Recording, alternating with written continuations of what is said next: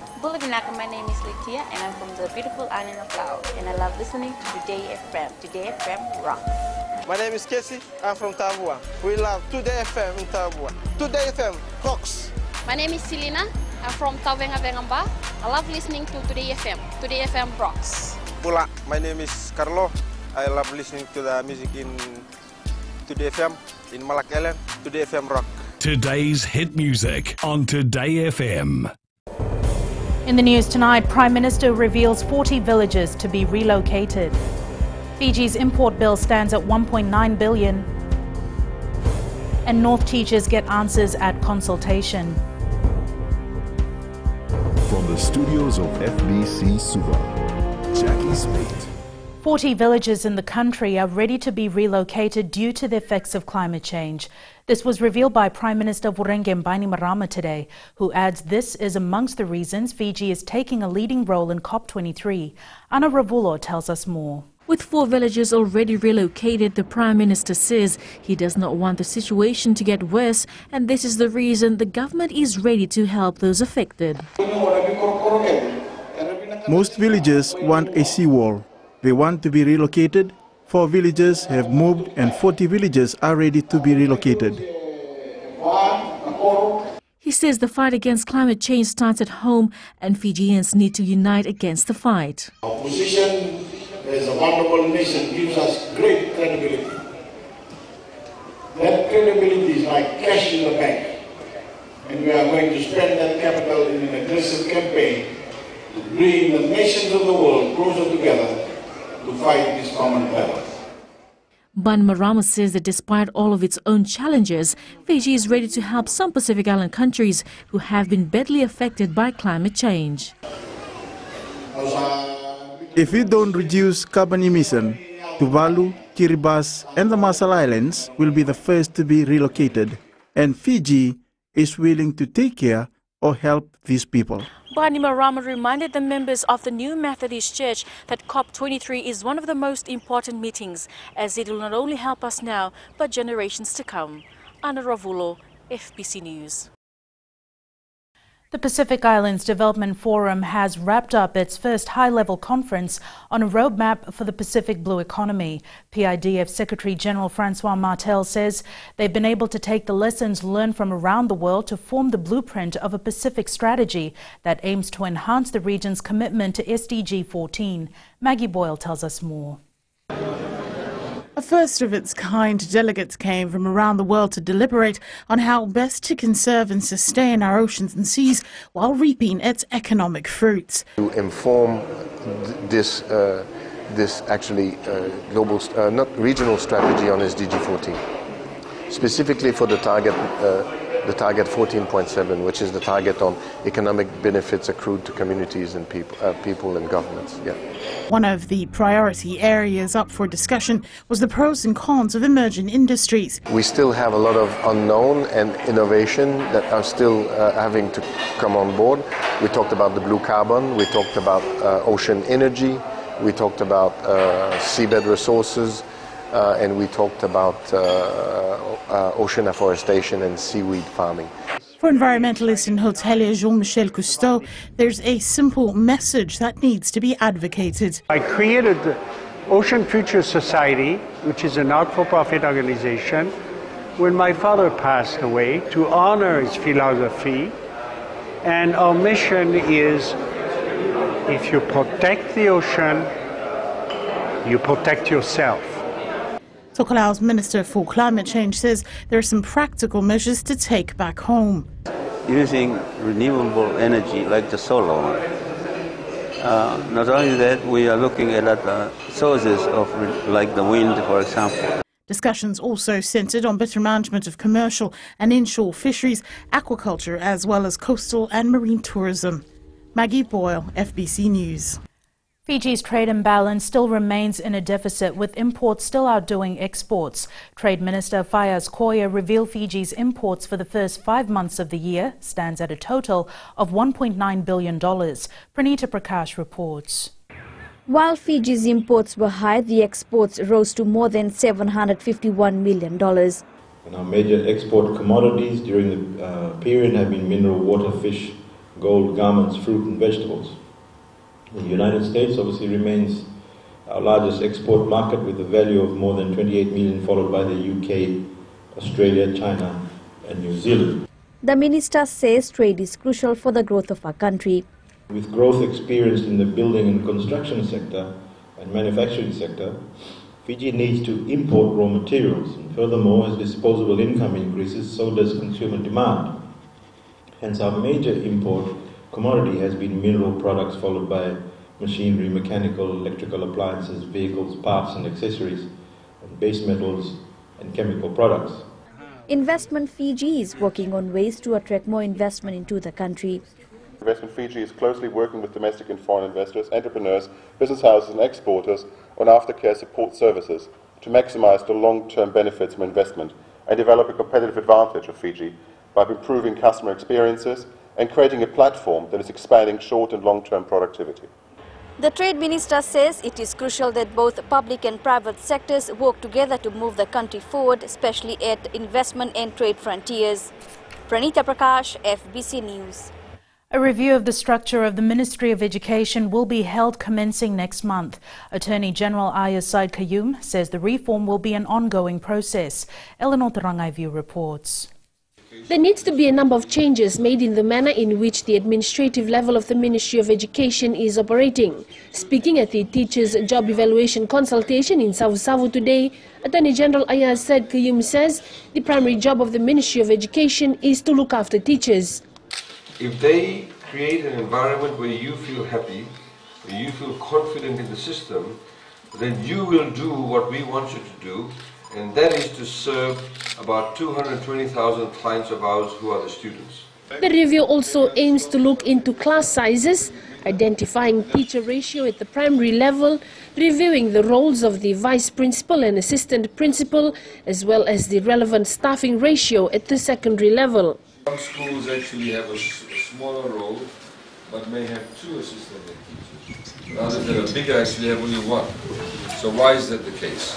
What should be the minimum standards? All of these things will actually be studied and rolled out. And in fact, these people will come around and also talk to some of you, getting your input. The Civil Service Reform Management Unit, headed by Director Jane Curran, will oversee this reform. So there are 2 reviews actually that are going to be carried out. One starts in September, the other by the end of the year. The point of this is, ladies and gentlemen, that this review is actually ongoing. So there will be a lot more positive outcomes also in the new year. Meanwhile, about 100 teachers from the Kaunrave province turned up at the Savu District School this morning to attend the consultation. We are, reaffirmed by AG and with the help of Jane, clarifying everything with us that really affirm the teachers on where we stand at the moment. We are happy that we have met with the Attorney General, and they've been able to clarify a lot of things to us. Another consultation was held this afternoon with teachers in the Maduata province. Eleanor Turangaivu, FBC News. The Fiji Teachers Union has threatened a strike action, claiming the government has failed to negotiate contracts with the teachers. This despite the Education Ministry going at great lengths in recent times to explain that teaching contracts are being re-advertised to give all teachers a fair chance to progress in the education sector. However, Union General Secretary Ajni Deo Singh says the union is still unhappy despite this explanation. Shireen Sivan with the story. The Fiji Teachers Union claims the recent job evaluation exercise reveals that a large number of civil servants, including teachers, have been paid below their actual value, and re-advertisement of their positions to qualify for a pay rise is unfair. They have once gone through the whole process and have been promoted to those positions. They've been doing an excellent job, and then now they are being told, sorry, your post has to go back to the market, and you are stripped of your position. Despite the government promising that based on their qualifications and experience, there are chances that these teachers may get their positions back, Singh remains unconvinced, saying others may be left out. Actually filed for a notice to take a ballot for strike action, especially because of the failure of the public service to collectively bargain and, of course, to offer individual contracts or to compel civil servants to sign individual contracts. However, some teachers FBC News spoke to say they are not aware of their strike plans and they are happy with what government is doing for them. Happy with what is being explained to us today by the Honourable AG, and it's a very good move on behalf of the government actually, because now the positions are based on merit instead of just being there in a position. The job exercise, the job evaluation, and all these it talks about the salaries, the different salaries, the structures. We were well informed, and that is something that we will build up as we go on to next year and so on. We're saying we want to make sure that we have the best person for the new salary in each of those positions, and everyone has an equal opportunity to compete on merit to win those jobs. We want you to perform, we want you to get the pay rise. We want you to be rewarded specifically. It's very simple. The union says there may be over 1,990 positions subjected to re-advertisement and claim this may demoralize teachers who are currently holding these posts.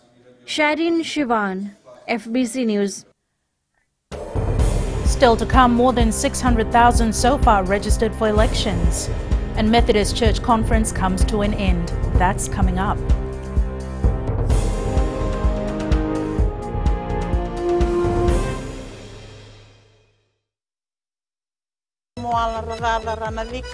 O tikongona tau na singatoka ando talifaka na wakaronga ng Bull FM number 2 na sere.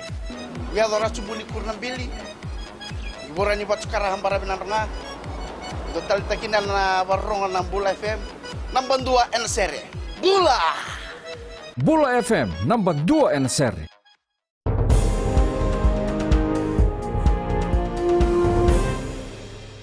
The Suva High Court has allowed Fiji Times editor-in-chief Fred Wesley to travel overseas. Wesley, who is facing 1 count of sedition, applied for bail variation to attend a workshop on media industry in Sydney, Australia next month.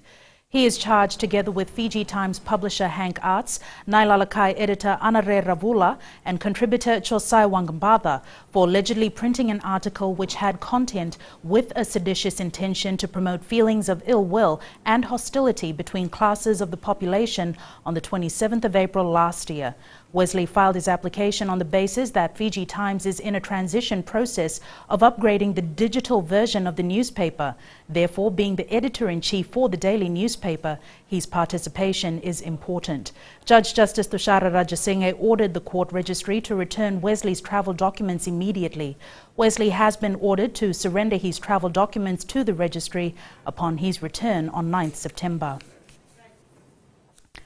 More than 600,000 Fijians have already been registered for the 2018 general elections.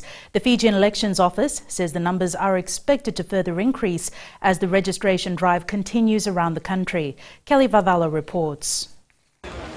With already more than half of Fiji's population registered for next year's election, awareness by the FEO is still being carried out to ensure eligible voters are informed.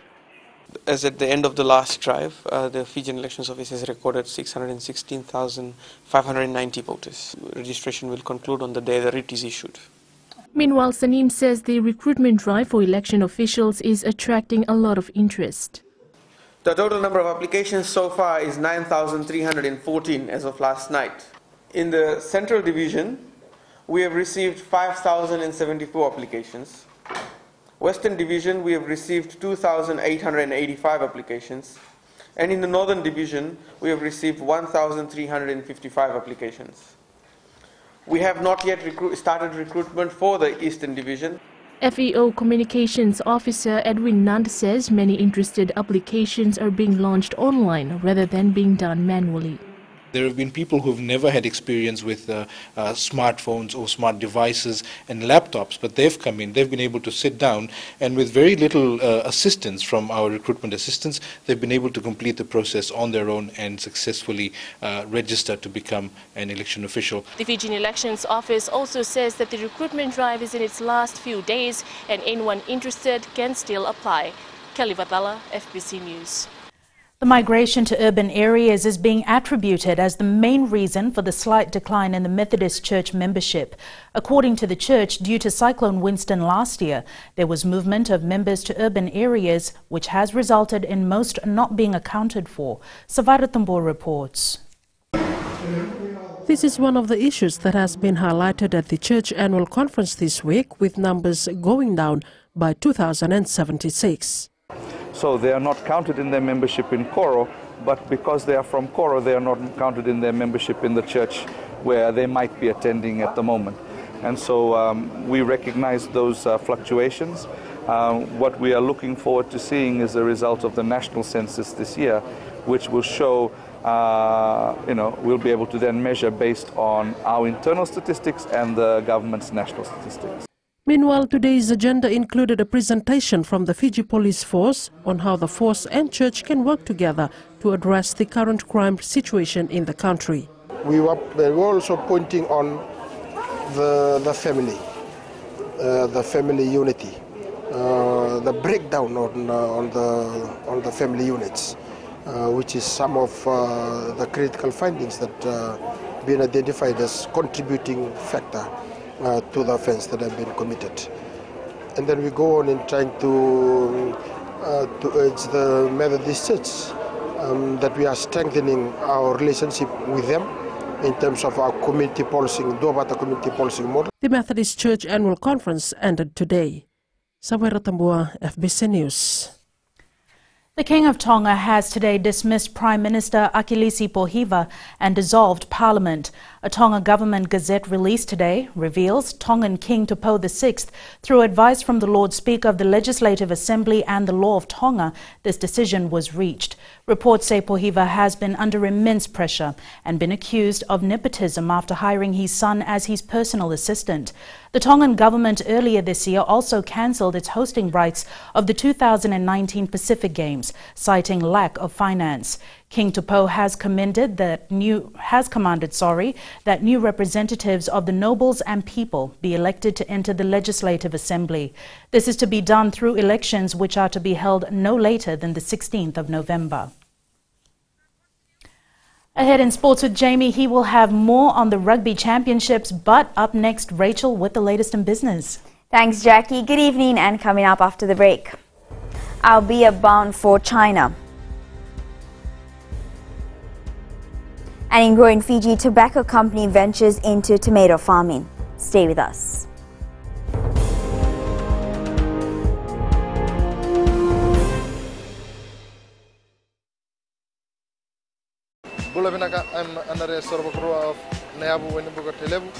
Whenever I want to tune in to listen to great music, I always tune in to my favorite radio station, Gold FM, only the classic. My name is Lita. We love listening to Gold FM here at the Fiji Hideaway Resort and Spa. Gold FM, only the classic hits. We here at Tano Waterfront Lautoka love listening to Gold FM, only the classic hits. Gold.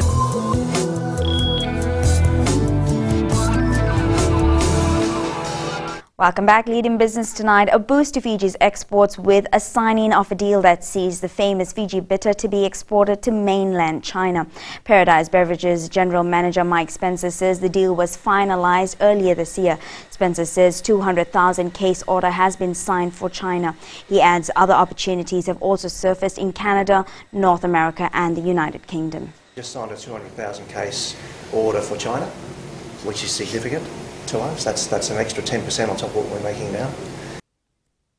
Elizabeth now joins us with the latest from the money markets. Good evening. In Japan, data released this morning showed that its core consumer price index rose to 0.5% from an expected 0.3%. This was mainly driven by higher fuel bills. Meanwhile, investor focus for the time being has shifted from geopolitical turmoil in Washington to monetary policy. Federal Reserve Chair Janet Yellen and European Central Bank President Mario Draghi are expected to stay on script in their speeches tomorrow morning. Investors are hungry for any clues on further U.S. rates rises and if Europe is still looking to rein in stimulus. The Fijian dollar weakened against the U.S. dollar today as some speculators are taking precaution by buying back the U.S. dollar before the Jackson Hole Symposium. And that is all from me, Vinaka. Thanks, Elizabeth. Looking at today's exchange rates and foreign currencies in the Fijian dollar. The Fijian dollar weakened against the Chinese yuan and the American dollar to close at 3.22 and 48 cents respectively.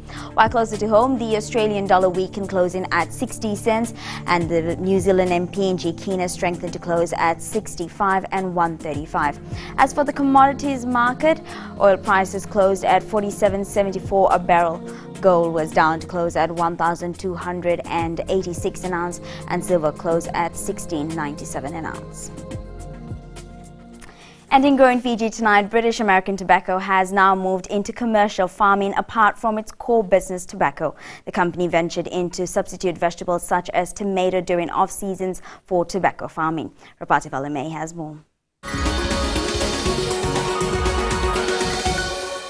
Agriculture Minister Ines Seruratu says public-private partnership involving the use of private sector resources like the British American Tobacco is a boost to achieving greater production in the agriculture sector. This partnership between government and British American Tobacco on seedling supply is expected to extend to other crops over time. He says a boost in production of local vegetable crops also augurs well for the campaign. Despite some early setbacks, you have gone out of your way to purchase seeds from offshore markets like India and nurtured these in your state-of-the-art greenhouses here in the Nandi Leaf Division. These seedlings, I am told, would normally be ready for transplanting after 6 weeks. General Manager British American Tobacco Ritesh Das says the project started last year. Planting the tobacco seedlings after getting it from India in our greenhouses up on our site. Unfortunately, with the floodings that happened in December, we lost the entire plot, which is about the same size that you see here. Not to be discouraged by that, we went again and planted the same varieties. Das adds they will undertake huge program planning. There are 8 varieties of tomatoes all the way from India. The British American Tobacco is planning to do this farming in a much bigger scale for export. Rapati Valame, FBC News.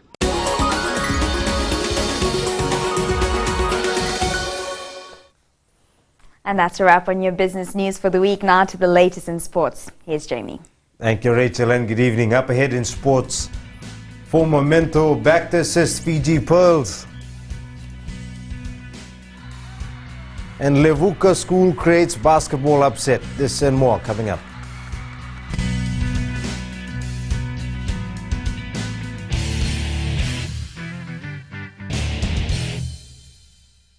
मैं Premila वायरुकु recce से सुबह मेरी आँख खुलती है तो मैं मिर्ची एफएम सुनती हूँ. मिर्ची FM is number 1. It's so hot. हम लोग बार टाउन के कैरियर ड्राइवर लोगों ने हम लोग के मिर्ची एफएम सुनो अच्छा लगे. मिर्ची एफएम इज हॉट. हाय, मैं संध्या नारिया रेकी से. मेरे सारे दोस्त मिर्ची एफएम सुनते हैं. मिर्ची FM is hot. I love मिर्ची एफएम. हमें स्पिन तो ताबुआ के मिर्ची एफएम में सबसे अच्छा गाना बजे. मिर्ची FM it's hot.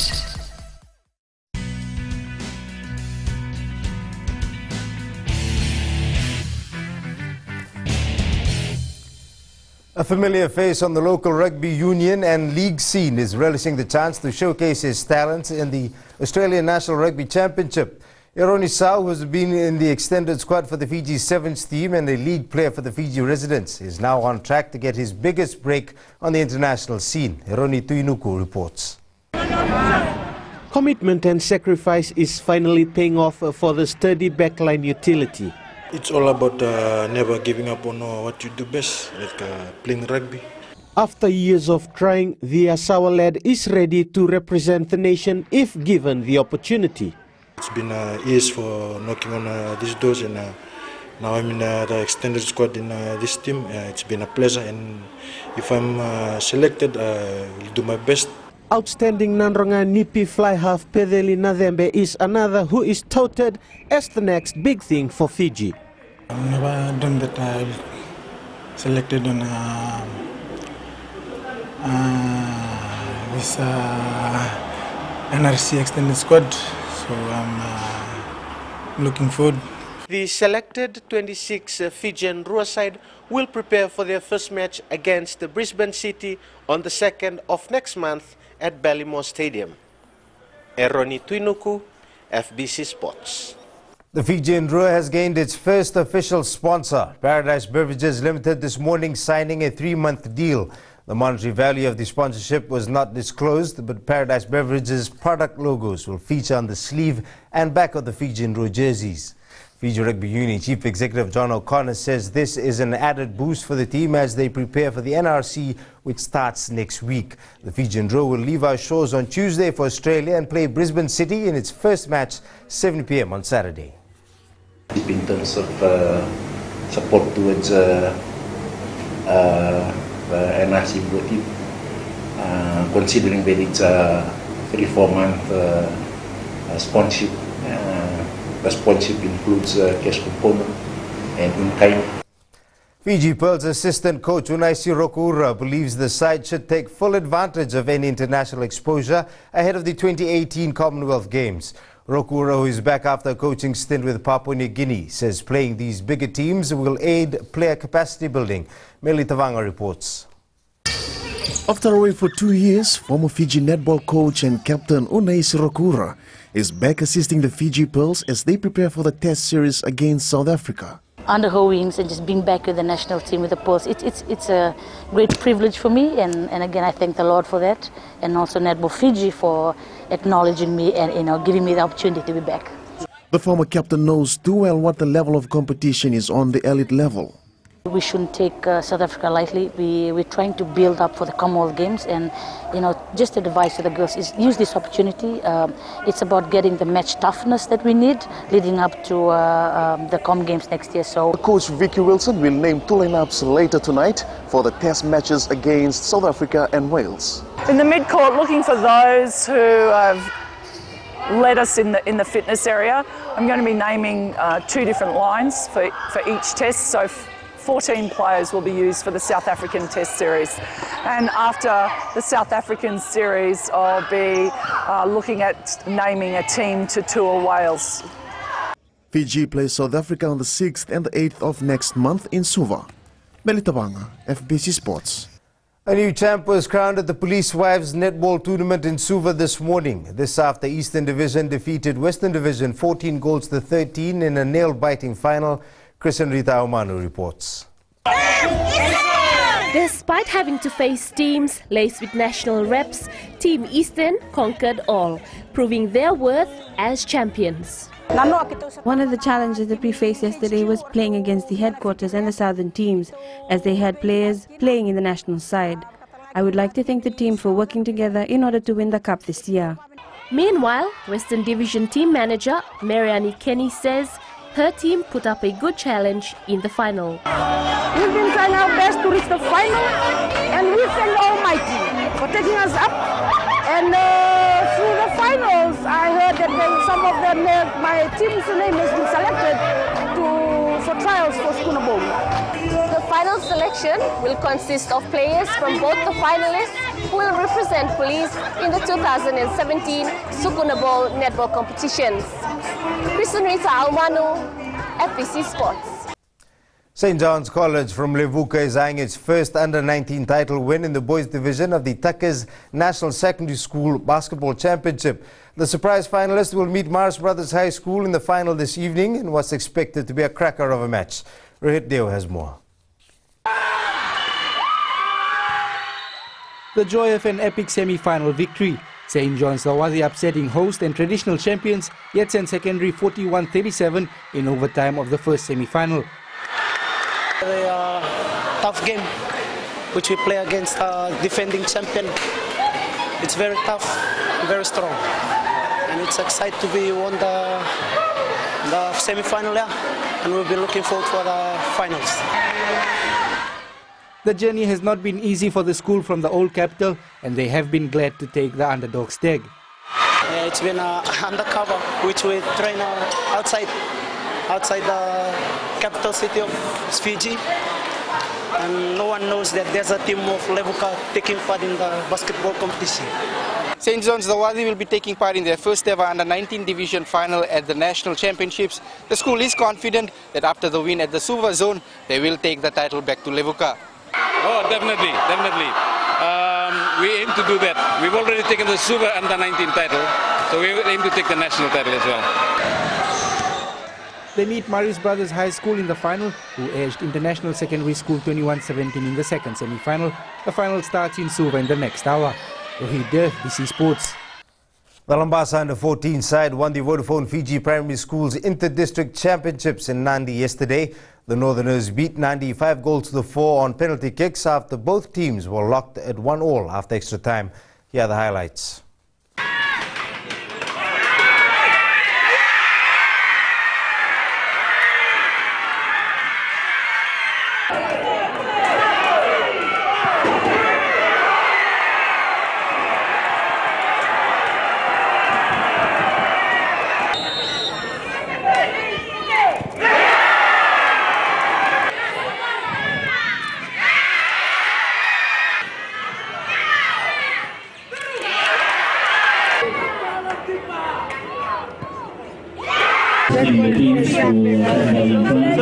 I think you say it was a very great final, playing to Nandi at home soil. It wasn't easy at all, and beating Ba in the semi-final this morning, it was a hard task for us.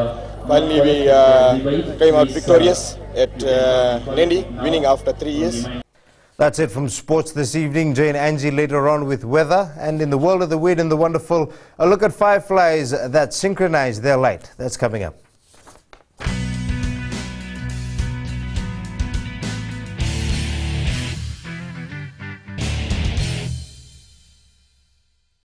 Bula, kera mai singatoka, kera ndo talita kana varorong na Radio Fiji 1 and Domoy Viti. Ayaw na rin siya.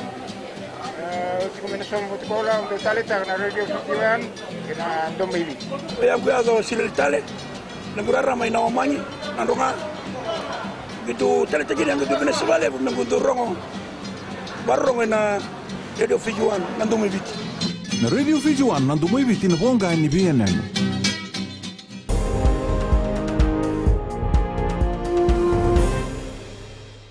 In new media yesterday, we told you about Samsung's Galaxy Note 8. Today, the world's largest cell phone maker is hoping it'll draw a line under last year's Note device debacle, which cost it billions of dollars in lost sales. And it's weather time now with Angie.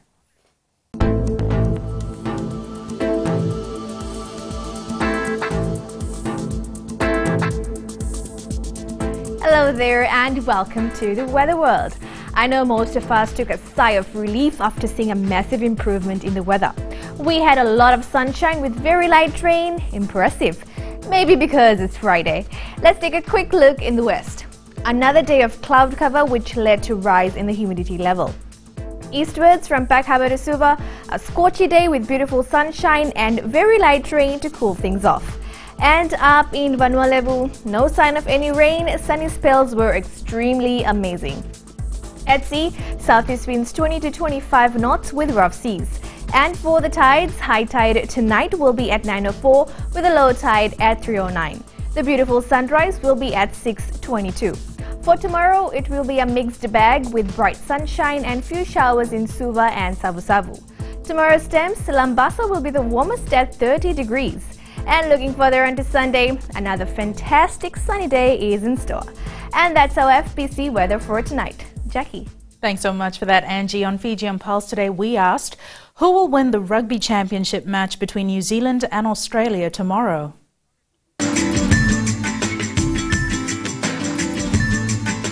Oh, it'll be a tough game. It'll be a tough game for those two. Because they know what the game was done. I watched the both last game when they met. Now, I hope we always throw up that game. All Black.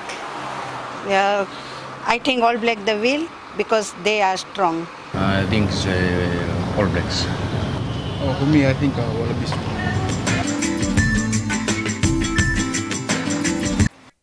Recapping the main stories, Prime Minister reveals 40 villages to be relocated.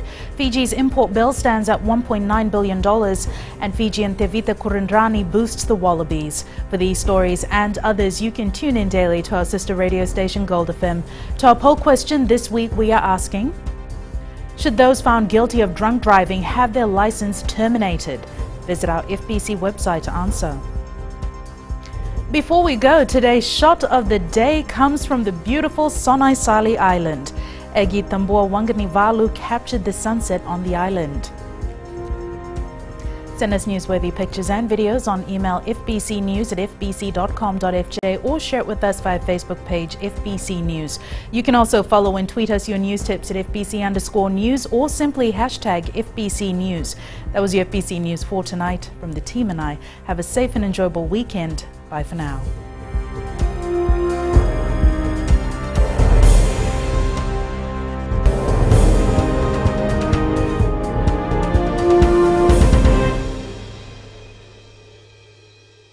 Bula, kera mai singatoka, kera ndo tali taka na varorong na radio Fijian and domoy viti. Ayaw na rin siya.